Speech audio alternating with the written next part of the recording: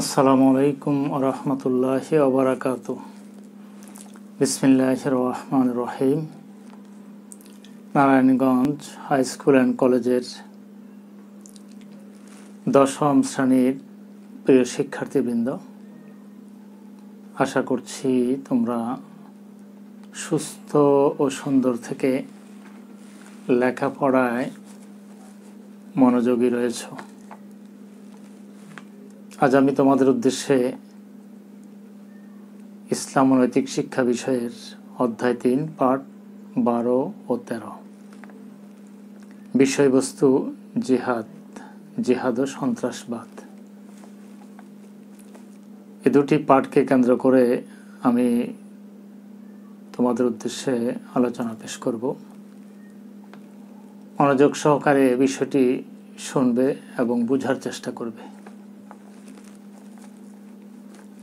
জিহাদ আরবি শব্দ, এর আবিধানিক অর্থ হল পরিশ্রম, সাধনা, চেষ্টা ও কষ্ট ইত্যাদি।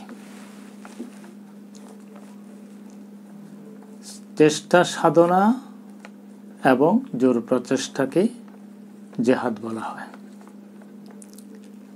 আর পরিভাষাগত দিক থেকে জানমাল, ইলম অর্থাৎ বিদ্যা, আমল, লিখনি ও বক্তৃতার মাধ্যমে সত্য ও ন্যায় প্রতিষ্ঠায় আল্লাহর দ্বীনকে সমুন্নত করাই হল জিহাদ। অনেকেই জিহাদ বলতে শুধুমাত্র হত্যাযজ্ঞ, রক্তপাতকে বুঝান। এটি সঠিক ধারণা নয়। এটি একটি ভুল ও ভ্রান্ত ধারণা। কেননা জিহাদ একটি ব্যাপক অর্থবোধক শব্দ। মহান আল্লাহ বলেন সূরাতুল হাজ্জের ৭৮তম আয়াতের মধ্যে, তোমরা আল্লাহর পথে জিহাদ করো যেভাবে জিহাদ করা উচিত। মহান আল্লাহর নির্দেশ হল জিহাদ।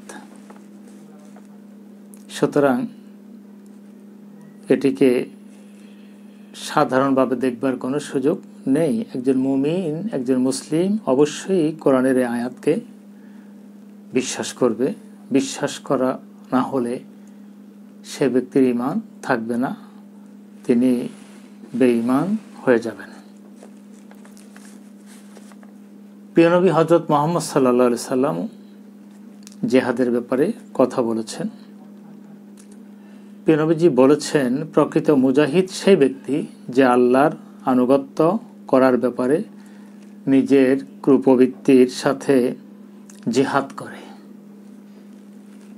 একটা হলো প্রকাশ্য শত্রুর বিরুদ্ধে জিহাদ বা প্রাণান্তকর সাধনা বা জোর প্রচেষ্টা, আর অন্যটি হলো কুপ্রবৃত্তির বিরুদ্ধে। মানুষের কুপ্রবৃত্তি মানুষকে ভিন্ন পথে, অন্য পথে পরিচালনা করবার চেষ্টা করে, যে পথের ব্যাপারে আল্লাহ এবং তার রাসূলের পক্ষ থেকে নিষেধাজ্ঞা রয়েছে। তাই কুপ্রবৃত্তির বিরুদ্ধে যে জিহাদ, সেটিও জিহাদ হিসাবে পরিগণিত হয়েছে এবং সেটিকে বলা হয়েছে বড় জিহাদ। আর শত্রুর বিরুদ্ধে মাঠে ময়দানে প্রকাশ্যে যে জিহাদ, সেটি হলো ছোট জিহাদ। কেননা মনকে যদি পরিচ্ছন্ন করা না যায়, মনকে যদি পবিত্র করা না যায়, মনে প্রাণে যদি আল্লাহ এবং তার রাসূলের প্রতি বিশ্বাস ও আস্থা পোষণ করা না যায়, তাহলে সে ব্যক্তি প্রকৃত অর্থে মুমিনের কাতারে শামিল হতে পারেনি। এটি প্রমাণিত হবে। প্রিয় শিক্ষার্থীবৃন্দ, কুপ্রবৃত্তির বিরুদ্ধে পরিচালিত জিহাদকে নবীজি বড় জিহাদ হিসাবে গণ্য করেছেন। তাই নবীজি বলেছেন, বদর যুদ্ধ হতে ফিরে এসে নবীজি যে কথাটি বলেছেন সেটি হলো, আমরা ছোট জিহাদ থেকে বড় জিহাদের দিকে ফিরে এসেছি। তার মানে হলো প্রকাশ্যে শত্রুর বিরুদ্ধে ঢাল তরবারি দিয়ে যে যুদ্ধ হয়েছে, নবীজি সেই যুদ্ধকে বলেছেন ছোট যুদ্ধ। আর কুপ্রবৃত্তির বিরুদ্ধে সার্বক্ষণিক 24টি ঘন্টা যে চেষ্টা, যে সাধনা, যে জোর প্রচেষ্টা বা যে অক্লান্ত পরিশ্রম, সেটি হলো বড় জিহাদ। কারণ প্রতিনিয়ত শয়তান মানুষকে পরচিত করে, প্রভাবিত করে, ইসলাম থেকে বিচ্যুত করবার জন্যে চেষ্টা করে। ঠিক একজন মুমিন, একজন মুসলিমও 24 ঘন্টাই প্রস্তুত থাকবে, সতর্ক থাকবে, সচেতন থাকবে, আন্তরিক থাকবে, ঐকান্তিক থাকবে আল্লাহ এবং তার রাসূলের বিধি বিধান প্রতিপালনের ক্ষেত্রে। এজন্যে কুপ্রবৃত্তির বিরুদ্ধে জিহাদকে বড় জিহাদ হিসেবে নবীজি বিবেচনা করেছেন। প্রিয় শিক্ষার্থীবৃন্দ, নবীজি নিজেও প্রায় 100টির জিহাদে প্রত্যক্ষ এবং পরোক্ষভাবে অংশগ্রহণ করেছেন। মহান আল্লাহ সূরা আল ফুরকানের 52তম আয়াতের মধ্যে ঘোষণা করছেন, মহান আল্লাহ বলেন, সুতরাং আপনি কাফিরদের আনুগত্য করবেন না এবং আপনি কোরআনের সাহায্যে তাদের সাথে প্রবল জিহাদ চালিয়ে যান। অর্থাৎ শত্রুর বিরুদ্ধে জিহাদের কথা আল্লাহ বলেছেন, তার নবীকে তিনি আদেশ করেছেন যে যারা কাফির, যারা অবিশ্বাসী, যারা সত্য বিমুখ, তাদের বিরুদ্ধে আপনি চেষ্টা, সাধনা, জোর প্রচেষ্টা, শারীরিক, মানসিক, সার্বিক বিষয়ে আপনি ব্যয় করবেন এবং তাদেরকে প্রতিরোধ করবেন, প্রতিহত করবেন। কখনো তাদেরকে ঘুরে দাঁড়াতে দেবেন না, কারণ আপনি হলেন সত্যের উপরে অটল এবং অনড়ভাবে দাঁড়িয়ে থাকা একজন নবী ও রাসূল। সুতরাং আপনি পিছপা হতে পারেন না। নবীজি জিহাদের ফজিলত বর্ণনা করেছেন এইভাবে যে আল্লাহর পথে যে বান্দার দুপায়ে ধুলি লাগে তাকে জাহান্নামের আগুন স্পর্শ করবে না। বুখারী শরীফের হাদিসের মধ্যে নবীজির এই বক্তব্য আমরা পেয়ে থাকি। যারা আল্লাহর পথে, যারা জিহাদে অবতীর্ণ হবে, অন্যায় অবিচারের বিরুদ্ধে যে ব্যক্তি সাহসিকতা নিয়ে রুখে দাঁড়াবে, সে ব্যক্তির পায়ে যে ধুলো লেগেছে, ধুলো মলিন হয়েছে, এজন্য মহান আল্লাহ জাহান্নামের আগুন তার জন্যে হারাম করে দেবেন। আমাদের একজন মুমিন হিসাবে, মুসলিম হিসাবে তো আমরা এই আকাঙ্ক্ষা করতে পারি, এমন অভিলাষ আমাদের থাকা চাই আল্লাহর সন্তুষ্টি পেতে হলে। এই হলো জিহাদের ব্যাপারে কোরআন এবং হাদিসের বক্তব্য। পক্ষান্তরে ইরহাব অর্থাৎ সন্ত্রাসবাদ,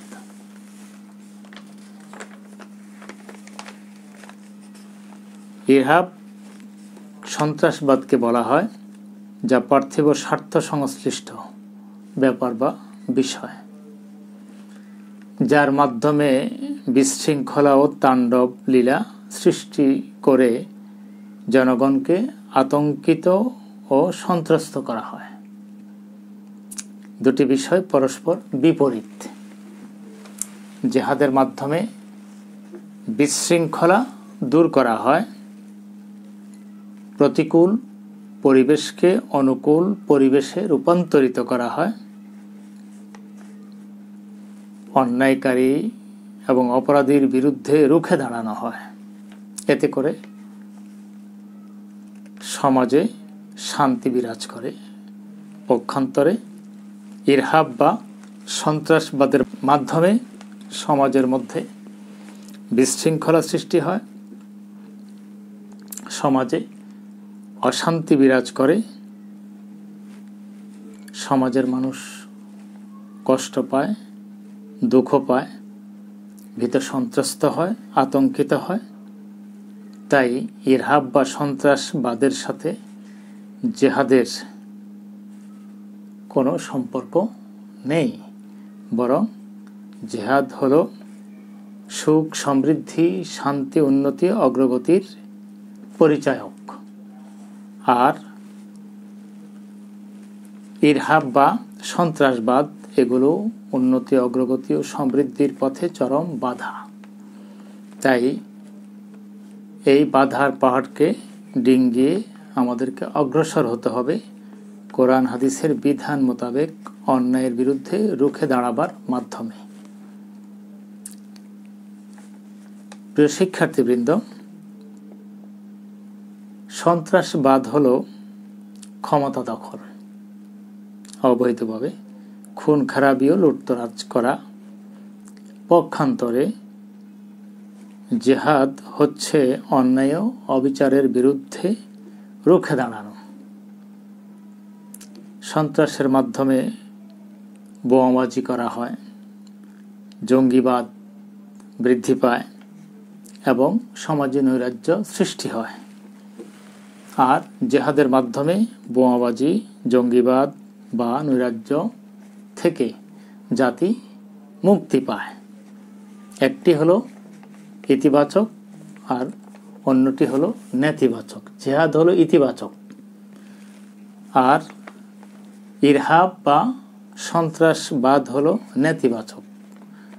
তাই আমাদেরকে জেহাদের পক্ষে অগ্রসর হতে হবে এবং সন্ত্রাসবাদের বিরুদ্ধে রুখে দাঁড়াতে হবে।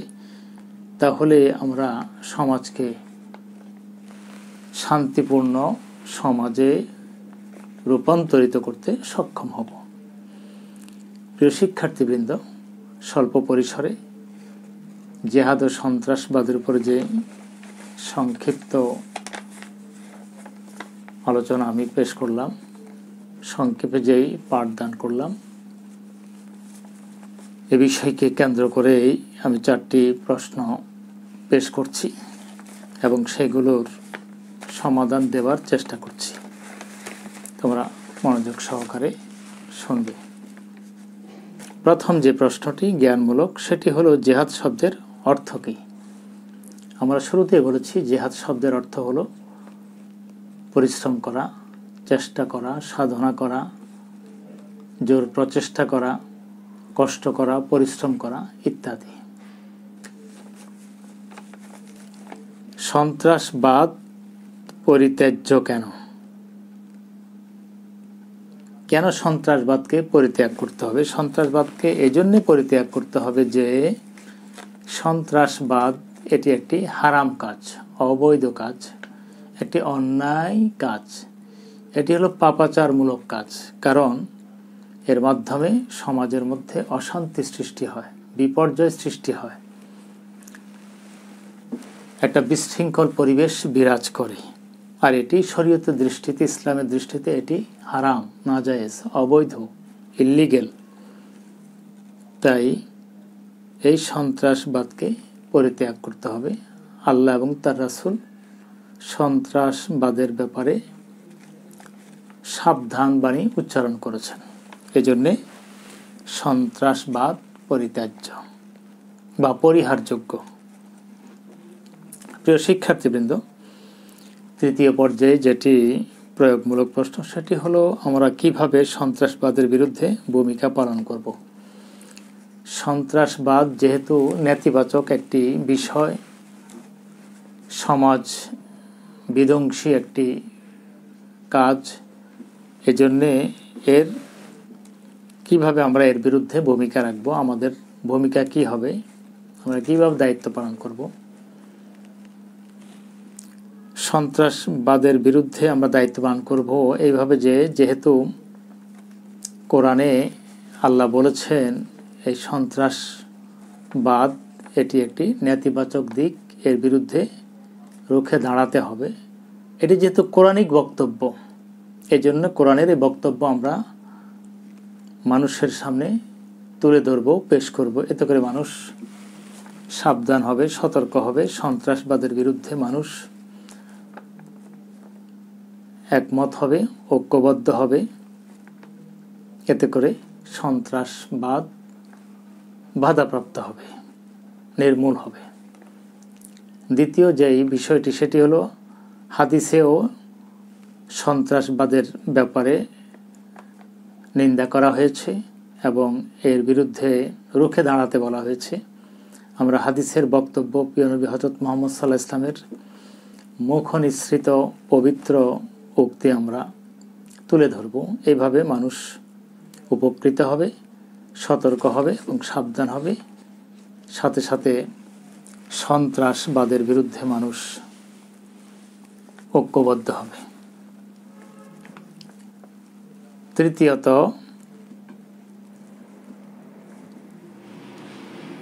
যেই কাজটি ন্যায়সঙ্গত, নীতিসিদ্ধ, সেই কাজের ব্যাপারে কোরআন বলেছে তাওয়ানু আলাল বিররি ওয়াত তাকওয়া, তোমরা পুণ্য এবং খোদাভীরুতামূলক কাজের ক্ষেত্রে একে অপরকে সহযোগিতা করো।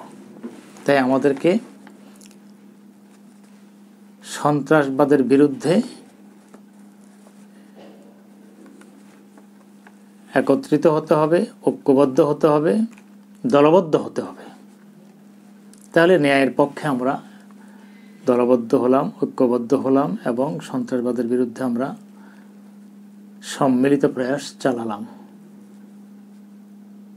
এবং বলেছে ওয়ালা তাওয়ানু আলাল ইসমি ওয়াল উদওয়ান, যেটি পাপাচারমূলক কাজ, যেটি সীমা লঙ্ঘনমূলক কাজ, এমন কাজে তোমরা পরস্পরকে সহযোগিতা করবে না, কোনো সাহায্য তোমরা করবে না। এই জন্য সন্ত্রাসীর বিরুদ্ধে আমাদের রুখে দাঁড়াতে হবে।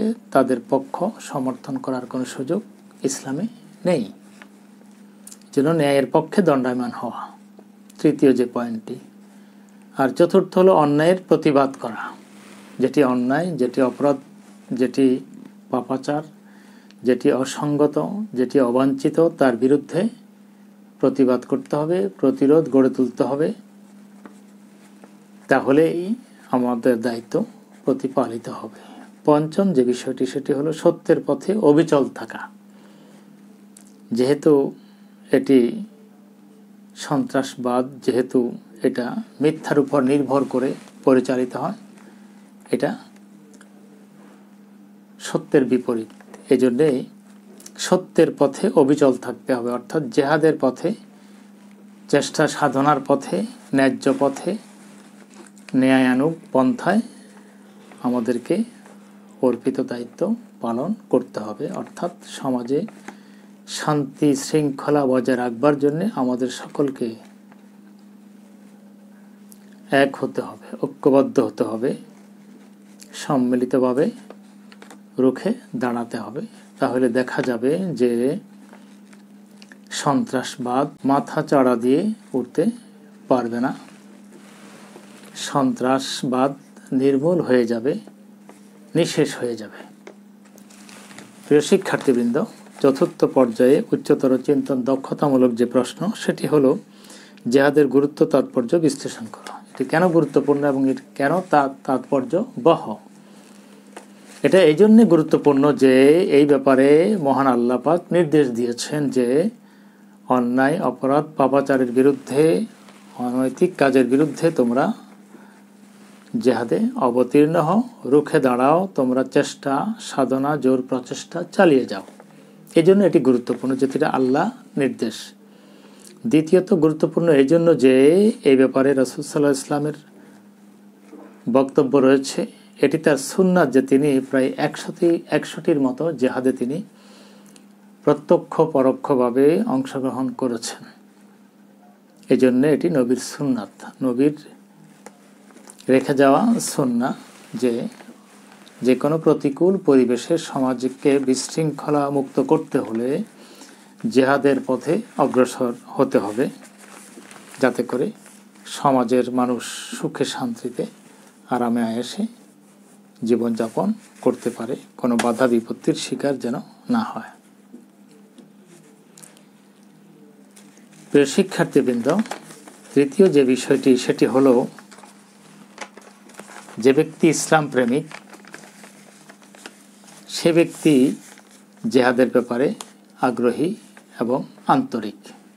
তাই আমাদেরকে ইসলাম প্রেমিক হতে হবে, তাহলে আমরা ইসলামের এই নির্দেশনা মেনে চলব। কারণ ইসলামই একমাত্র জীবন বিধান, যেটি মানুষকে সরল ও সঠিক পথের দিকে এগিয়ে নেয়।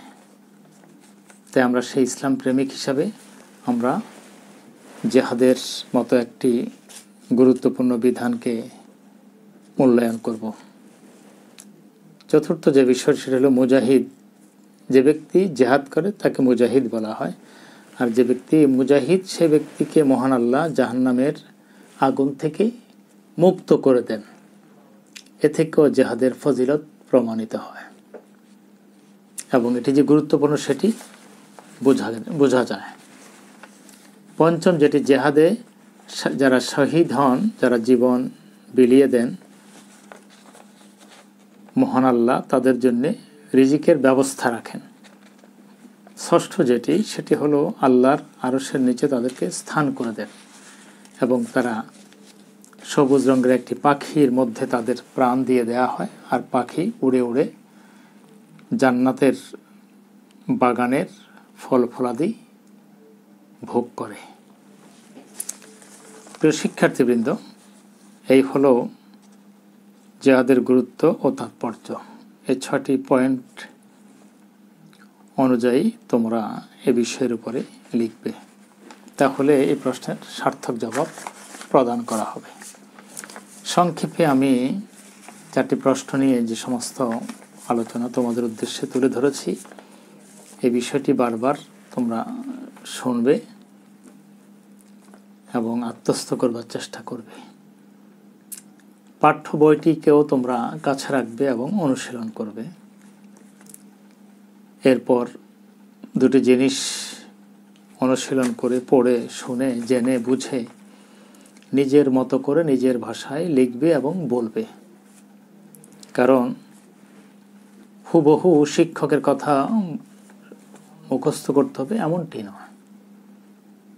শিক্ষক তোমাদের একটি আইডিয়া দিয়ে দেয় যাতে করে তোমরা বিষয়টি উপলব্ধি করতে পারো। আসলে সৃজনশীলতা থাকা চাই এবং সৃজনশীল হওয়া চাই। আর সেটা হতে গেলে শিক্ষকের আলোচনা যেমন শুনবে, সাথে সাথে বইটি অনুশীলন করবে এবং এই 2টি জিনিসকে সামনে রেখে নিজের মতো করে লিখবে এবং বলবে। এতে করে তোমার মধ্যে সৃজনশীলতা সৃষ্টি হবে এবং তোমার বক্তৃতার মাধ্যমে তুলে ধরবে যখন, তখন সেটিও কাঙ্ক্ষিত মানের হবে। প্রিয় শিক্ষার্থীবৃন্দ, স্বল্প পরিসরে তোমাদের উদ্দেশ্যে যেই পাঠদান করলাম, যে আলোচনা পেশ করলাম, তা তোমরা বারবার পড়বে এবং লিখবে। এতে করে তোমাদের মধ্যে সৃজনশীলতা কাঙ্ক্ষিত মানের হবে এবং তোমরা ভালো ফলাফল বয়ে আনতে পারবে। তোমাদের সুন্দর সুস্থ জীবন কামনা করে আমি আমার সংক্ষিপ্ত আলোচনা এখানে শেষ করছি। আল্লাহ হাফিজ। আসসালামু আলাইকুম ওয়া রাহমাতুল্লাহি ওয়া বারাকাতুহু।